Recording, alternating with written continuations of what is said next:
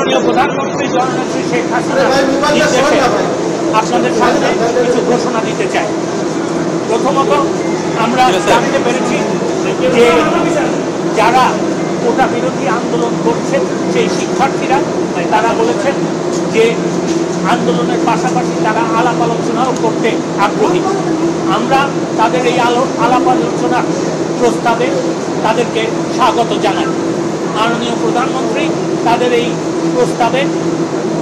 প্রস্তাবকে অভিনন্দন জানিয়েছেন এবং তাদের এই প্রস্তাবের প্রেক্ষিতে মাননীয় প্রধানমন্ত্রী তাদের সাথে আলোচনা করার জন্য আমাকে মানে আইনমন্ত্রীকে এবং শিক্ষামন্ত্রী জনাব মহিবুল হাসান চৌধুরী এমপি তাকে দায়িত্ব দিয়েছেন। আমরা তাদের সাথে বসবো এবং আমরা এটাও বলতে চাই যে তারা যখনই বসতে রাজি হবে, এটা যদি আজকে হয় আজকেই আমরা বসতে রাজি আছি। দ্বিতীয়ত মাননীয় প্রধানমন্ত্রী আমাকে ঘোষণা দিতে বলেছেন যে এই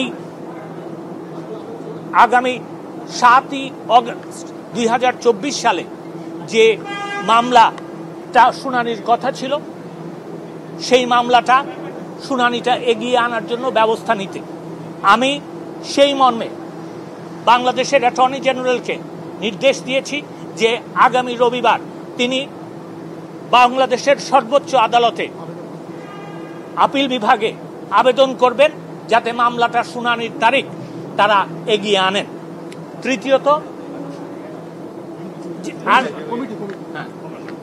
তৃতীয়ত হচ্ছে যে আপনারা জানেন যে গতকালকে মাননীয় প্রধানমন্ত্রী তার ভাষণে বিচার বিভাগীয় তদন্ত কমিটির কথা ঘোষণা দিয়েছিলেন। সেই প্রেক্ষিতে আমরা একজন বিজ্ঞ বিচারপতি হাইকোর্ট বিভাগের বিচারপতি জনাব খন্দকার দিলুরুজ্জামানের কে এই কমিটির জুডিশিয়াল বিচার বিভাগীয় তদন্তের দায়িত্ব দেওয়ার জন্য কমিটি তৈরি করেছি। আর চতুর্থটা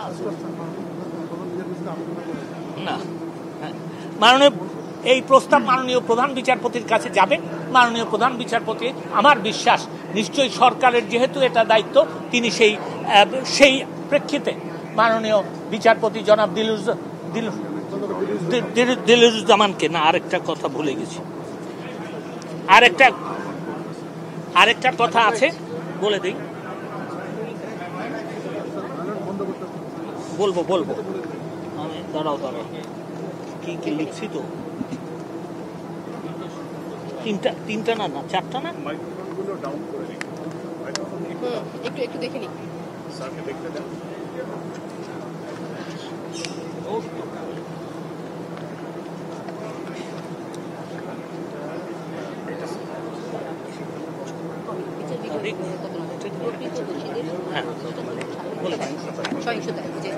আমি এই প্রেক্ষিতে দেখেন আমরা দেখেছি এবং বিশদভাবে আমরা পরীক্ষা নিরীক্ষা পর্যালোচনা সবই করেছি। দেখা যায় যে যারা কোমলমতি কোটা বিরোধী আন্দোলন করছেন যে শিক্ষার্থীরা তাদের কিন্তু এই কটা দাবি ছিল এবং যেহেতু সরকার তাদের দিক বিবেচনা করে এই দাবিগুলিতে রাজি হয়েছেন, আমার মনে হয় আজকের থেকে আন্দোলন করার আর কোনো প্রয়োজন নাই। আমি সেই কারণে তাদেরকে আহ্বান জানাচ্ছি, অনুরোধ করছি, একজন পিতৃতুল্য নাগরিক হিসাবে আমি তাদেরকে অনুরোধ করছি যে তারা যেন এই সহিংসতা বন্ধ করে এবং এই আন্দোলন প্রত্যাহার বা স্থগিত করে। আমি এইটুকু বলতে চাই। আপনাদের জন্য কোনো প্রশ্ন থাকে আমি নিতে রাজি আছি। আজকে তারা প্রস্তাব দিয়েছে তারা আলোচনা করতে রাজি আছে। আজকে আমরা রাজি হয়েছি, এটা দেরি কোথায় হলো আপনি আমাকে বলে দেন। একজন কথা বলেন, সরকার কি আদর্শিকভাবে কোটা সংস্কারের পক্ষে যাচ্ছে কি যাচ্ছে না, আমি পরিষ্কারভাবে একটা কথা বলতে চাই। আমি এর আগেও বলেছি, আমি এখনো বলছি, মামলাটা আদালতে আছে, তাও সর্বোচ্চ আদালতে। আমরা অবশ্যই যখন এই আদালতে আপনার মামলার শুনানি শুরু হবে। সরকার পক্ষ একটা প্রস্তাব এই কোটার ব্যাপারে দিবে এবং আমার মনে হয় যে আমরা যেহেতু সংস্কারের পক্ষে এই কোটা এই প্রস্তাব দিব কোটা সংস্কার করার জন্য, সেই জন্য আপনারা বলতে পারেন যে আমরা কোটা সংস্কারের পক্ষে। মাননীয় মন্ত্রী, এই যে আমরা যতটুকু জানি যে বিচার বিভাগের থেকে সর্বোচ্চ ক্ষমতার অধিকারী নির্বাহী বিভাগ, তো এই দেশের এত এরকম বাজে সিচুয়েশনের আগে নির্বাহী বিভাগ কেন সিদ্ধান্ত নিল না? বা আপনারা প্রথম কথা, আমি আপনার প্রশ্নের জবাব দিচ্ছি এবং আপনার সাথে দ্বিমত পোষণ করে আমি জবাব দিচ্ছি।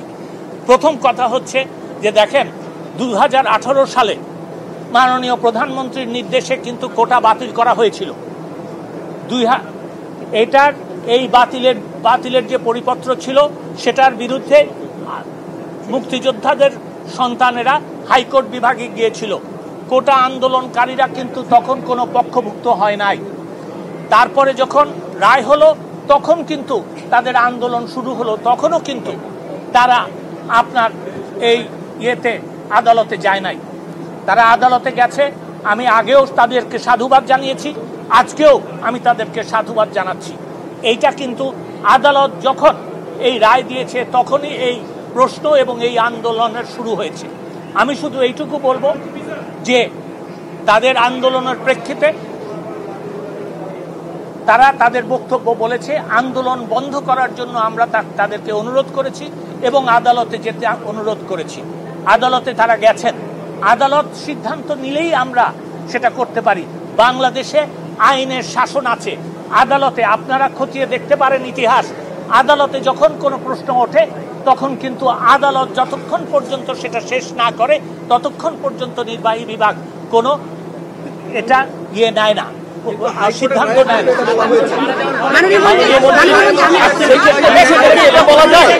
এটা বলা যায় যে আপনারা আন্দোলনকারীদের কোটা সংস্কার সহ অন্যান্য যে সকল তাদের প্রস্তাব রয়েছে সেই প্রস্তাবের সাথে একমত হয়ে আমরা অবশ্যই সংস্কারের ব্যাপারে নীতিগতভাবে ঐক্যমত পোষণ করি। ধন্যবাদ।